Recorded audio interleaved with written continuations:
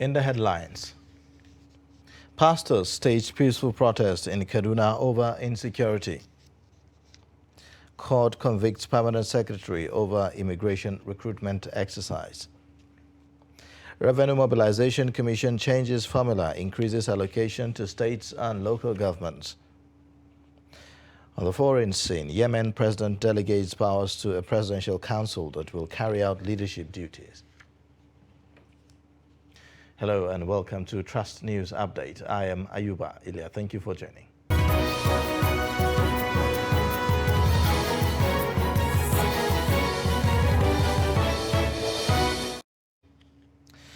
A group of pastors under the umbrella of Interfaith Alliance have staged a peaceful protest over the incessant attacks and killings by bandits in Kaduna State. The protesters are asking the federal government to step up actions against banditry with the aim of wiping them out. Trust TV's Fatima Saliland has more.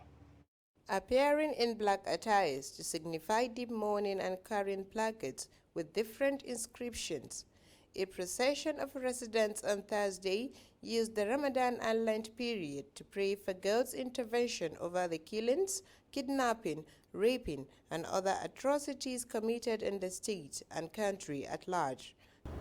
The truth of the matter, as we all know, is that the issues of insecurity bedeviling Kaduna State have assumed an alarming dimension. And we know the government and the security agencies are putting in their efforts, but one of the things we have realized as leaders of the various spiritual faiths is that this fight is beginning to overwhelm the government. Therefore, there is a need for some spiritual divine support. They called on the government to intensify security and always take proactive action when communities issue distress calls. The government and the security agencies should do everything possible to prevent these attacks. And it's not just about preventing these attacks. Since they know the various camps where they are located, I think wisdom requires that these camps should be cleared so that we can have peace. Kaduna has become one of Nigeria's epicenter of banditry, which appears to be worsening by the day. Fatima Sadaladen, Trust TV News, Kaduna. Meanwhile, terrorists suspected to be members of the Islamic State of West African Province have attacked the Dambuwa town of Borno State. A security source who confirmed the attack said that the terrorists attacked the town around 1 a.m. on Wednesday. He explained that they burnt parts of a primary healthcare facility aside from the town and parts of Technical Girls College, Dambuwa.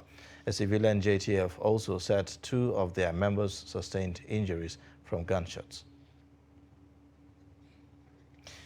Now, at least 10 terrorists of the Islamic State of West African Province, including top commanders, were executed by its affiliate faction of Boko Haram in the northeast of Lake Chad. This was revealed by the Zagazola Makama, a counterinsurgency expert who closely follows Boko Haram activities in the northeast. According to the expert, the Boko Haram terrorist faction of the Buduma overwhelmed the ISWAP in a gun battle, which resulted in the killing of many fighters on the riverbank between Kaduna Rua and Kandahar axis of Niger Republic. Many fighters drowned in the water, while 10 ISWAP fighters were apprehended by the Budumas in the aftermath of the battle. Stay with security. Operatives of the Operation Puff Adder in Kano State have arrested an alleged fraudster who specializes in swapping ATM cards of unsuspecting Nigerians. The suspect, Gaddafi Jibrin, aged 33, upon arrest, was found in possession of 22 ATM cards from different banks, while his operational vehicle, a Peugeot 206, was recovered.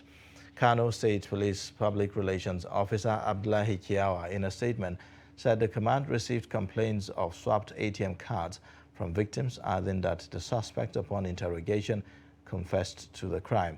Kiawa warned criminals to steer clear of the state, as the command has put modalities in place to ensure that the state is uninhabitable for criminal elements.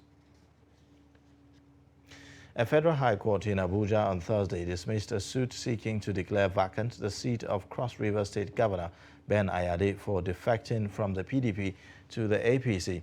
Justice Taiwo cited the judgment of the Court of Appeal in Enugu State that defection is not a ground for removal from office. The justice noted that the removal of a sitting governor and his deputy can only be done in line with constitutional provisions. He added that under such provisions, the judiciary lacks the powers to remove an elected officer. The justice, however, agreed that defection from a winning party to a losing one is immoral and improper. Ayade defected to the All Progressives Congress in May 2021 from the People's Democratic Party, citing the allure of working with President Muhammadu Buhari. The PDP subsequently filed a suit against Ayade and his deputy, Professor Ivara Esu, arguing that they had abandoned the political party that sponsored their re-election. Meanwhile, a federal high court in Abuja has discharged and acquitted Senator Abba Moro and two others accused of fraud in the 2014 Nigerian Immigration Service recruitment exercise. Justice Nnamdi Dingba on Thursday held that the Economic and Financial Crimes Commission failed to establish the allegation of procurement fraud against the defendants.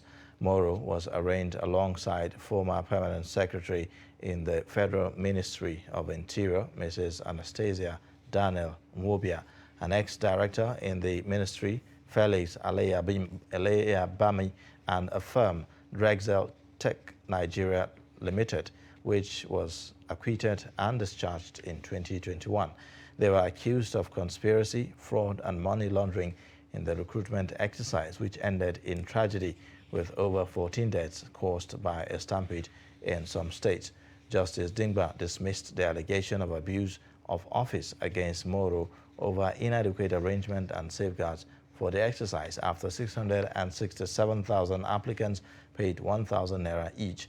He, however, convicted Nwobia on 4 of the charges bordering procurement fraud, but adjourned sentencing to April 27th in accordance with the Administration of Criminal Justice Act.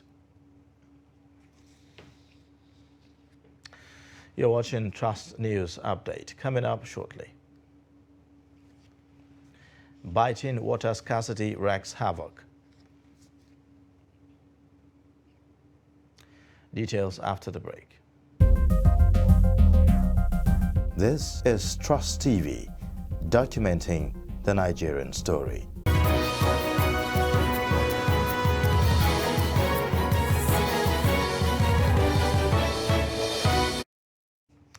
Thanks for staying. You're watching Trust News Update. Here is a look at the top stories again. A group of pastors under the umbrella of Interfaith Alliance have staged a peaceful protest over the incessant attacks and killings by bandits in Kaduna State. Plus, the Federal High Court in Abuja has discharged and acquitted Senator Abba Moro and two others accused of fraud in the 2014 Nigerian Immigration Service recruitment exercise. The UN High Commissioner for Refugees has reaffirmed plans to step up its collaboration and capacity to promote zakat practice in Nigeria. Zakat is a form of almsgiving often collected by Muslim faithful as a religious obligation, which is ranked next to prayer in the order of importance according to the Holy Book, Quran. The workshop centered on release of UNHCR Islamic Philanthropy 2021 report organized by the United Nations Refugee Agency in partnership with the Association of Zakat and WAQF operations in Nigeria. Stakeholders at the workshop lent their voices to the promotion of Zakat in Nigeria. And the numbers of globally displaced persons is increasing worldwide. So, of course, we have to look at different partnerships, different mechanisms for resource mobilization. So in the recent years, UNHCR has partnered with different faith-based organizations. In this case, we're talking about the Muslim Islamic Philanthropy, but we've also partnered with churches and other faith-based organizations because the needs are there, the needs are plenty, and we need to diversify our resource base. So in this case, we are not the distributors, but what we're encouraging is that we use the collection of zakat to assist the most vulnerable, internally displaced, whether here in Nigeria or elsewhere. The zakat potential globally reaches up to $500 billion annually. But what is being collected by all zakat houses and NGOs and organizations is a very, very small percentage, only a fraction of this amount. I strongly believe that zakat, if done right, can contribute to poverty eradication, can be the best modality for social solidarity. We have made an arrangement with hospitals and pharmacists to identify vulnerables who cannot afford to settle their medical bills, and we use that money to pay for their medical bills in their respective hospitals, either in the urban or in the rural areas. We want to reaffirm our willingness to partner with both UNHCR and other one in respect of addressing poverty, hunger, and attaining overall well-being and livelihood of our citizens through zakat. Now, after a 29-year wait, President Muhammadu Buhari has received a draft for a new revenue allocation formula from the Revenue Mobilization Allocation and Fiscal Commission. The president, however, explained that he will wait for the final outcome of the constitutional review process before presenting the report to the National Assembly as a bill for enactment. The report.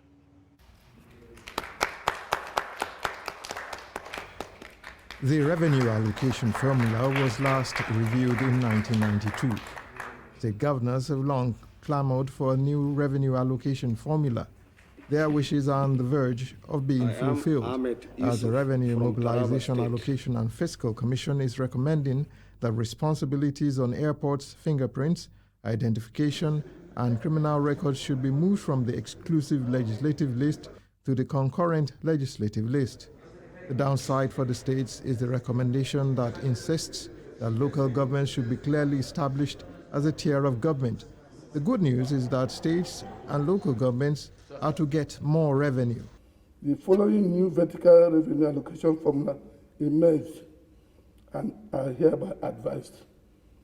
Federal government 45.17%, state government 29.79%, local government 21.04%, special fund, ecology 1%, stabilization 0.5%, development of natural resources 1.3%, federal capital territory 1.2%, total 100%. But other tiers of government may have to wait a while because President Buhari has decided that instead of issuing an executive modification order, he will wait for the National Assembly's constitutional review process before presenting the report to the National Assembly as a bill. The second schedule of the Nigerian Constitution contains 68 items on the executive legislative list and the remaining 30 items on the concurrent list requiring both the federal and state government to address. It is thus very clear that for us to have a lasting review of the present revenue allocation formula, we must first agree on the responsibilities to be carried out by all the tiers of the government. The RMAFC says it is pushing for a new sharing formula among the three tiers of government. However, the president is already hinting that this may not work, which is probably why he has chosen the National Assembly option. From State House Abuja, Kehinde Amodu, Trust TV News. Several communities in Jos North area of Plateau State have been hit by water scarcity. This has led to untold hardship on the people. Our correspondent who visits some worst-hit areas sent in this report as presented in our studios. Jos annually experiences water shortages during the dry season as most wells are often dry. Many are unable to sink boreholes due to the rocky nature of the city, while others do not have access to pipe-borne water. The recent scarcity, which is however unprecedented, has been attributed to the busting of the pipes which supply water from the water board to taps in the communities. The bursting of the pipes is because of the interchange flyover construction at British America Junction and the dualization from the junction to Lamingo Junction roundabout. Some of the places affected are Rikus, Gangare, Nasarawa Gwong, Anguwarogo, Delimi, Anguwarimi, among other places. Sincerely, we are suffering. Suffering is without water. It has been a long time that I have seen water in our area. We have actually been suffering from water scarcity. Some people actually trek far away from distant places to fetch water in. And sadly, they are not even getting the water for free. They are getting the water at the price of like 20 naira. Some places 30 to 50 naira. So we are actually making a call to the government, to the members of the national and the state houses of assembly to make their own contribution also that they will be out of this difficulty. From Agoyo Bawa to Mahaba Junction, I'm coming from come and take water for here. Every package 3 kilometers. I buy it one keg, 20 naira, 30 naira. Water is very scarce. In these affected areas, the only source of water now is boreholes. There are long queues at the different boreholes as many wait in the scorching sun to get water, while others trek long distances.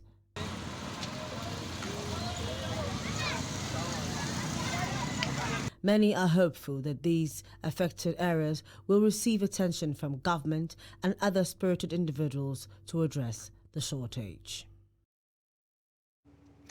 The Industrial Training Fund is partnering the Nasarawa State Government to train over 70 unemployed youths in welding, fabrication, and information technology in the state. The Director General of ITF, Joseph Ari, disclosed this in an interview with journalists shortly after inspecting the newly equipped Wing Commander Abdullahi Ibrahim Vocational and Skills Acquisition Center, Lafia, on Thursday. Earlier, the State Governor Abdullahi Sule pledged to provide the required expertise that will help instructors to transfer knowledge to others for manpower development. The Deputy Governor, Emmanuel Akabe, received the ITF Director General and other members of his entourage on behalf of Governor Sule to inspect the facilities at the various departments at the Vocational and Skills Acquisition Center. Excited and really very impressed, with the facility generally. And going around the trade areas, I'm equally overwhelmed, with the choice of equipment, which are, to me, state of the art and very well placed. They are new, brand new, and also would meet the expectations of a high-class training facility. And for me, this is the way it should be. I have no doubt in my mind that the way it is set, requisite training will take place here to equip the good people of Nasarawa State who are yearning for hands-on trades. Excited, thrilled by his remarks, and while we were going around, we had chats as we were going around, and like I just mentioned, we're going to start training at least 70 indigenous of Nasarawa State immediately, and also discuss with him, because a center like this we need to get at a round peg and a round hole. If you make a mistake at the beginning, you will not get it right again. And therefore, they need to get the right people to manage this institution. And we're relying on them, the ITF, because I've trained a lot of people, and they've had a lot of people that are working in the various centers all over the country.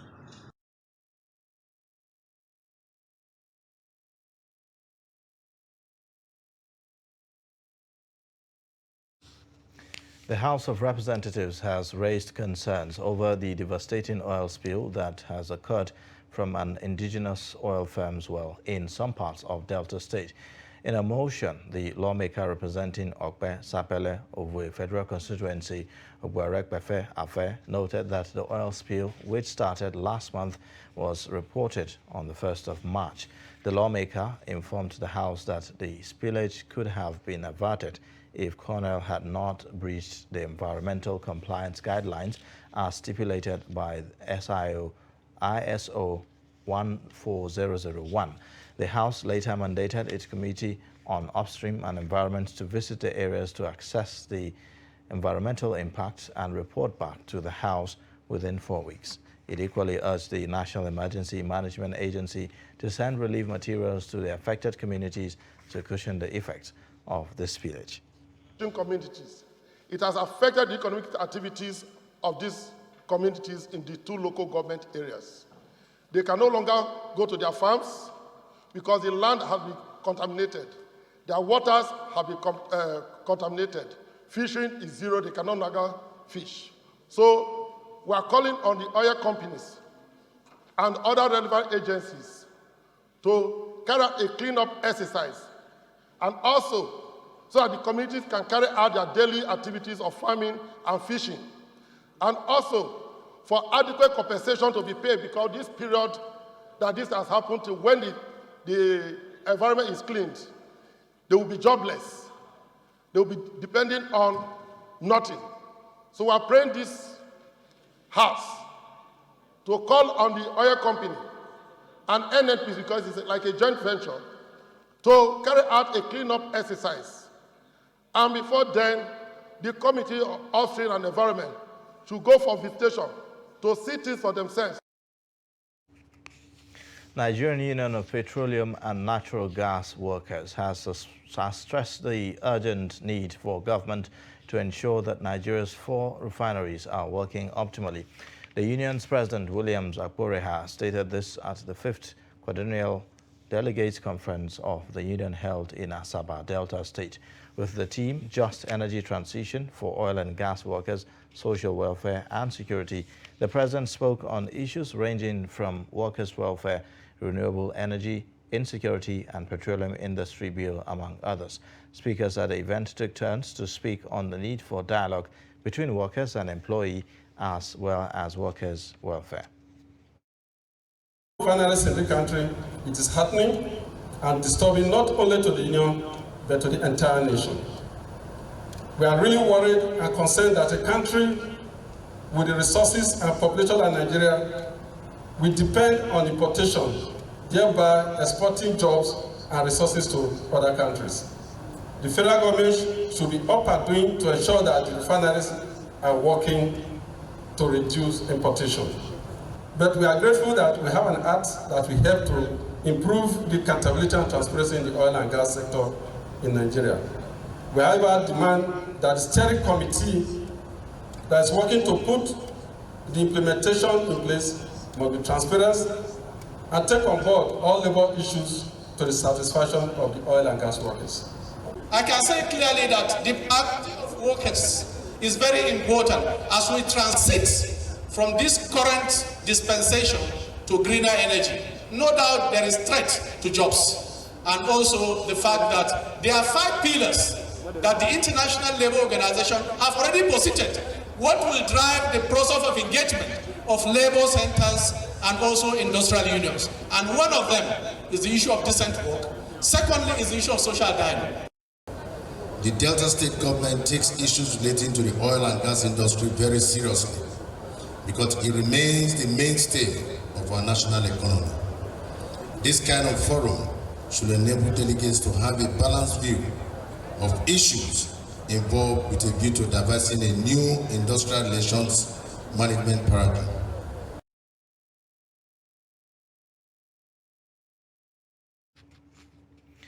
The Apapa Command of the Nigerian Customs Service says it has generated over 264 billion naira in the first quarter of 2022. This, the command says, represents an increase of 65.7% compared to the same period in 2021, where it generated 159 billion naira. The area controller of the Apapa Command of the Nigerian Customs, Yusuf Malanata Ibrahim, disclosed this at the 2022 first quarter briefing at the command house in Lagos. Ibrahim said that the command made 46 seizures with a duty-paid value of 1.1 billion naira, adding that goods worth 34 billion naira with a free on-board value of $87 million were exported in the period under review. This feat was most possible by the Almighty Allah through our officers' creativity and leveraging on the service IT platform to ensure that all revenue leakages have been mitigated, as well as sustaining the level of compliance by the importers, stakeholders in the clearance value chain. In the anti-smuggling operation, anti-smuggling activities has become a matter of central concern in the command, particularly with the activities of recalcitrant traders who are always looking for ways to undermine our system. The enforcement unit has been strengthened through strict monitoring, enhanced collaboration, and sharing of credible intelligence with relevant government agencies to suppress smuggling to the barest minimum. Though the command recorded a seizure of 46 containers of various items, 46 seizures of various items with a duty-paid value of 1,142,876,606 naira, as against 28 seizures made in the corresponding months of the year 2021. And on the foreign scene, Yemen's exiled president Abdurrahman Mansour Hadi has transferred his powers to a new presidential council in a major political shakeup that took place as efforts to end the country's years-long war gained traction with a fragile 2-month truce. In a televised statement on Thursday, Hadi announced his decision to full powers to the Presidential Leadership Council, noting that the council will be tasked with negotiating with the Houthi rebels for a permanent ceasefire. He also asked Vice President Ali Mohsen Al-Ahmar. Following the announcement, Saudi Arabia said that it is arranging $3 billion to support Yemen's war-ravaged economy. The new Presidential Council is chaired by Rashad Al-Alimi, an advisor to Hadi and former Interior Minister with the government of late President Ali Abdullah Saleh. And that's a wrap on Trust News Update. Connect with us via our social media platforms and subscribe to our YouTube channel to watch us live. I am Ayuba Ilya. Thank you for watching.